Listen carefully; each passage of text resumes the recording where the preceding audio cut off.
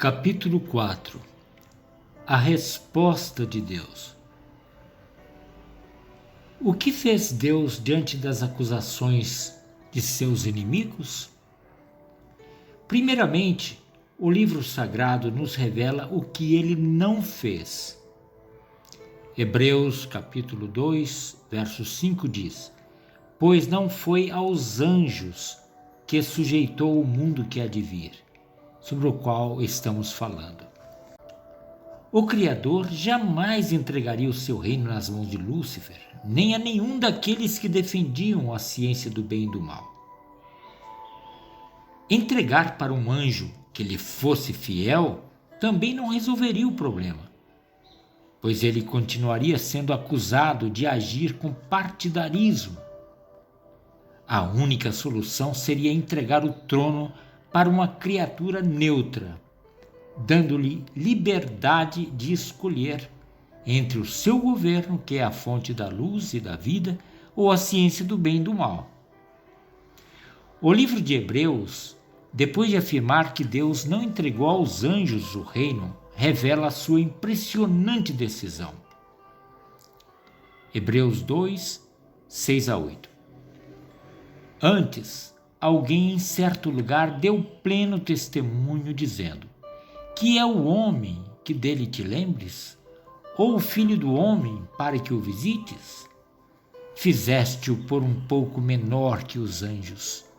De glória e de honra o coroaste, e o constituíste sobre as obras das tuas mãos.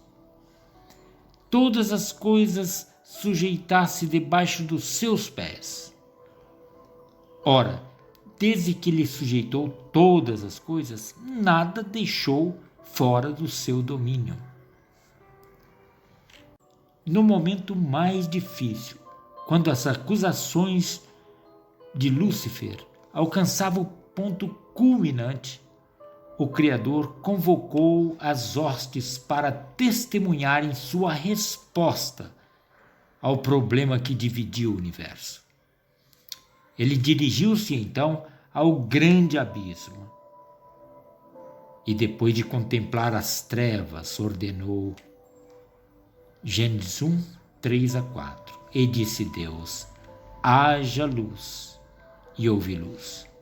E viu Deus que a luz era boa, e fez separação entre a luz e as trevas.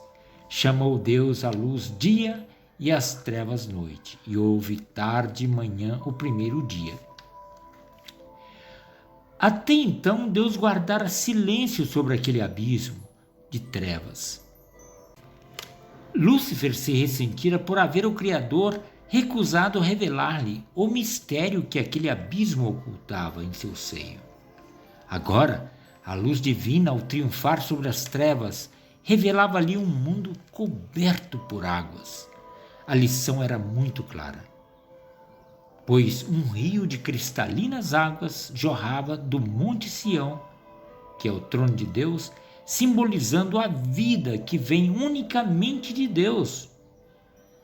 A luz foi declarada então boa, e numa condenação à ciência do bem e do mal, fez Deus separação entre a luz e as trevas. O Criador, que é conhecedor do futuro, estabeleceu o dia terrestre como um símbolo do grande conflito que se travaria na experiência humana pela conquista do domínio de Sião. Haveria um domínio de pecado, simbolizado pela noite, mas esse seria finalmente banido pelo alvorecer de um dia eternal.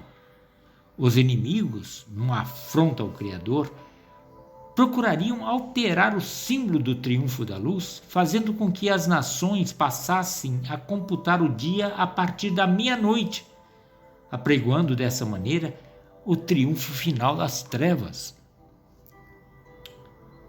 Deus poderia ter criado a terra através de uma só palavra, mas para que sua obra pudesse esboçar perante o universo o grande conflito que seria travado até o estabelecimento do reino da luz, ele a completou em 6 dias, e no 7º descansou, como está escrito em Êxodo 20, verso 11. Porque em 6 dias fez o Senhor os céus e a terra, o mar e tudo que neles há, e ao 7º dia descansou. Por isso o Senhor abençoou o dia de sábado e o santificou. O sábado é o símbolo maior do triunfo final do reino da luz sobre as trevas, quando o Criador descansará para sempre em Sião, juntamente com os redimidos. Como diz Salmo 132, 13 e 14. Pois o Senhor escolheu a Sião, preferiu-a para a sua morada, dizendo: este é para sempre o lugar do meu repouso. Aqui habitarei, pois o preferi. No alvorecer do 6º dia, a terra revelou-se formosa e adornada como uma noiva, pronta para receber o seu esposo.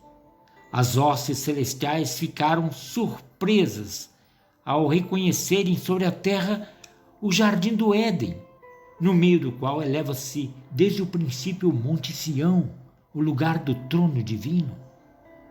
Foi por cobiçar aquele lugar santíssimo do tabernáculo celeste que Lúcifer e seus seguidores haviam levantado as mais duras acusações contra o Criador. Entregaria ele agora o reino a eles? Para limpar sua imagem? Isso era o que Lúcifer e suas hostes rebeldes esperavam agora. Então, o Eterno desceu ao Éden e passou a moldar um ser especial.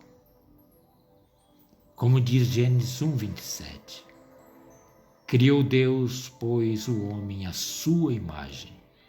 A imagem de Deus o criou, homem e mulher os criou. A partir daquele momento, o homem representaria a imagem do Criador perante o universo. Ele seria o canal através do qual Deus verteria as inesgotáveis revelações de sua justiça e amor. Na experiência humana, o reino da luz haveria de ser reivindicado e estabelecido para sempre. Gênesis 2:15 diz: tomou, pois, o Senhor Deus ao homem e o colocou no jardim do Éden para o cultivar e o guardar. O jardim do Éden, portanto, foi confiado aos cuidados do homem, devendo ele cultivá-lo e guardá-lo. Isso significa que o domínio que o Éden representa, que é universal, foi entregue aos cuidados do homem.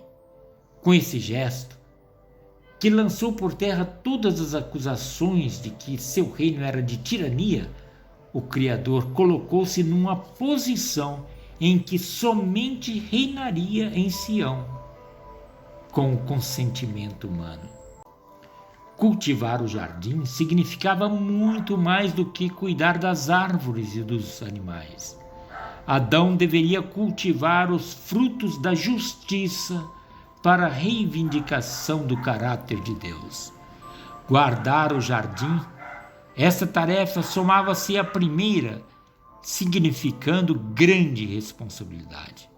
O Monte Sião estava agora sob os cuidados do homem, em meio a um universo dividido pela disputa de seu domínio. Gênesis 2:10 diz: e saía um rio do Éden para regar o jardim. Como já temos visto, esse rio que sai do Éden é justamente o rio da vida, o símbolo da vida que jorra do Criador para todas as criaturas. Agora o rio estava sob os cuidados do homem.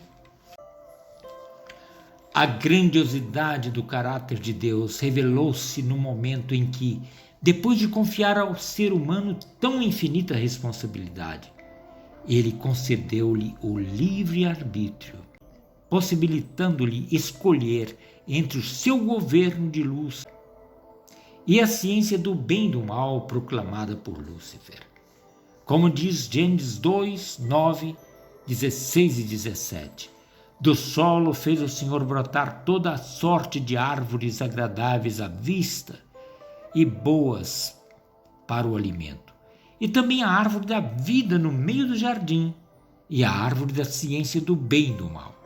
E o Senhor lhe deu esta ordem: De toda árvore do jardim comerás livremente, mas da árvore da ciência do bem e do mal não comerás, porque no dia em que dela comeres, certamente morrerás. A partir desse ato divino, sem o qual as acusações dos inimigos não cessariam, toda a atenção do universo voltou-se para a terra, onde Adão e Eva cumpriam a mais decisiva missão já confiada às criaturas. Seriam eles fiéis ao Criador?